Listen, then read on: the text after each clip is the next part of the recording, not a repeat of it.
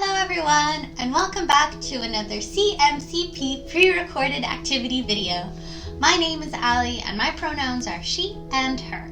And today, I'm going to be showing you a few activities using loose parts based off of one of my favorite winter storybooks, Bear Snores On by Karma Wilson and Jane Chapman. But before we get into all those activities, let's figure out what our story is about first. Bear Snores On by Karma Wilson and Jane Chapman. In a cave in the woods, in a deep, dark lair, through the long, cold winter, sleeps a great brown bear. Cuddled in a heap, with their eyes shut tight, they sleep through the day and sleep through the night. The cold winds howl, and the night sounds growl, but the bear snores on. An itty-bitty mouse, pitter-pat tiptoe, creep-crawls in the cave from the fluff cold snow. Mouse squeaks, too damp, too dank, too dark. So the mouse lights wee twigs with a hot, small spark. The coals pip-pop and the wind doesn't stop, but the bear snores on. Two glowing eyes sneak peek in the den. Mouse cries, "Who's there?" and a hare hops in. "Oh, Mouse," says the hare, "long time no see."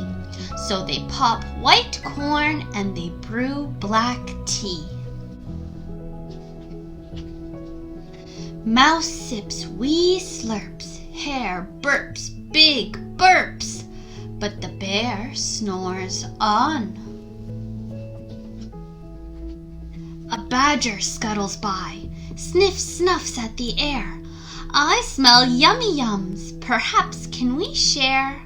"I've brought honey nuts," Badger says with a grin. "Let's divvy them up, cozy down and dig in." And they nibble and they munch with a chew, chomp, crunch, but the bear snores on. A gopher and a mole tunnel up through the floor. Then a wren and a raven flutter in through the door.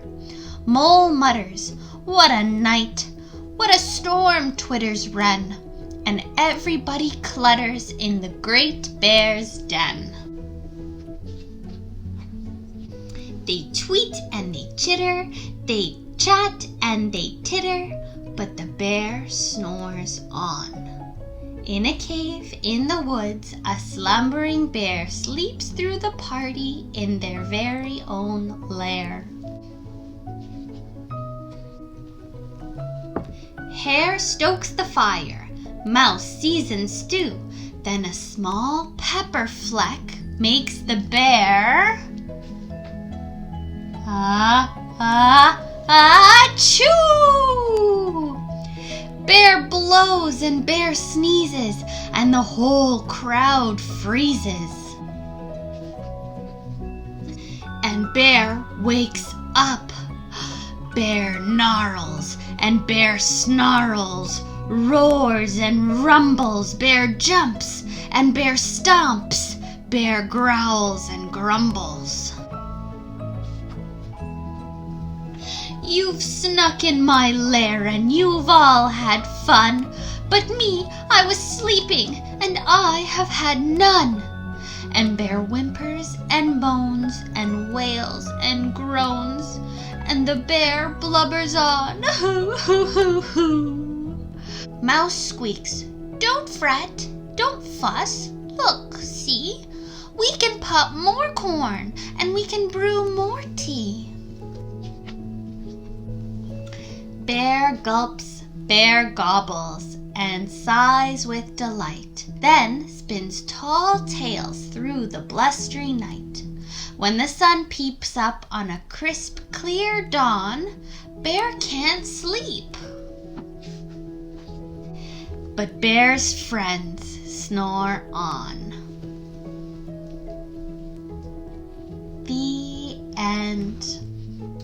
Wow, what a super sweet story about a bunch of animal friends gathering together in a cave to have a party.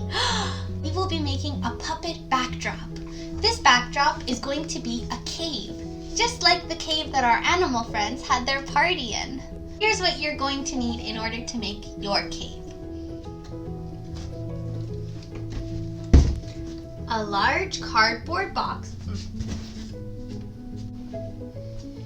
a variety of blankets or pillows, some cut up pieces of white material. Here I've got a basket full of cut up scraps of white paper and a little Tupperware full of foam pieces, a jar full of popsicle sticks, some plain white school glue, a variety of soft animal toys. Here I've got a little bear, another bear which can be used for either our badger or our mole, and a bunny, some construction paper, some markers or crayons, some brown paint, and a large paintbrush. Some glitter if we'd like to jazz up our cave, and anything else that you might have around the house that can add a little something to your cave. Here I've got some twine and pipe cleaners. Now our first step is to paint the outside of our cardboard box brown. So let's get into it. We want our box to look as much like a cave as possible. So make sure to cover the whole outside with brown paint.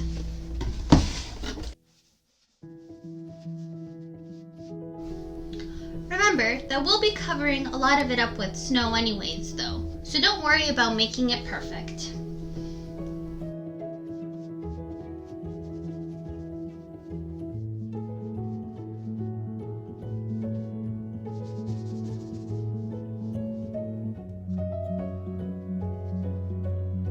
Once your box or cave is nice and dry, we can get started with the decorating. Here I've got myself some twine or some brown pipe cleaners to look like twigs, some black pipe cleaners also to look like twigs, some white to look like snow, and a whole bunch of popsicle sticks.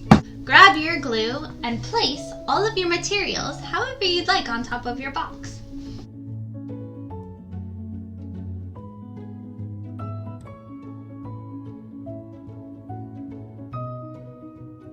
Decorate the outside of your cave with as many materials as you'd like.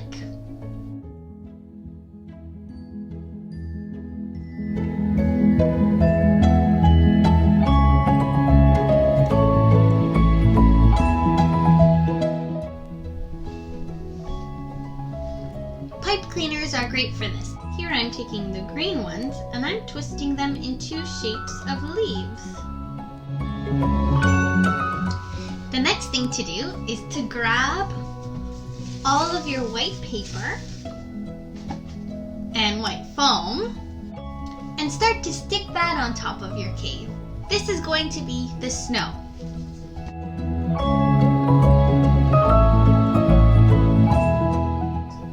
Tissue paper is great for this activity because your child can bunch it up and stick it on and it looks really realistic.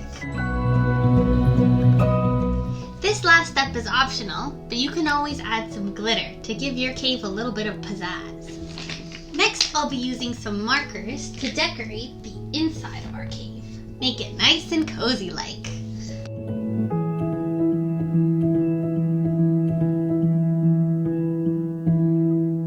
Now while we wait for our caves to dry, let's gather up all the soft animal toys that we've got. I've got a bear, a badger, and a rabbit. Don't worry if you haven't got all of the animals from the book. You can either just use the animals that you've got at home, or you can make puppets of the remaining animals using your construction paper, popsicle sticks, and markers. You could also just print them out if that's more your style. So here on some brown construction paper, I'm just going to draw out all of the animals from the book that I haven't got in stuffy form. So I've got my little mouse,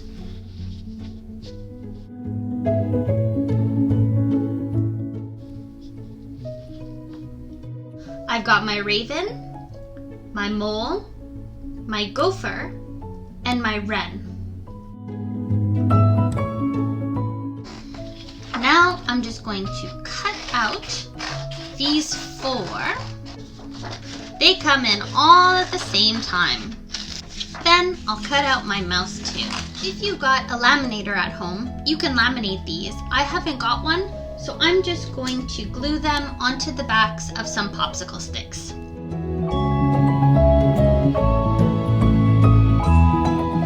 Now we've got all the characters in our story. Our bear, our mouse, our rabbit or our hare, our badger, and our crow, wren, mole, and gopher.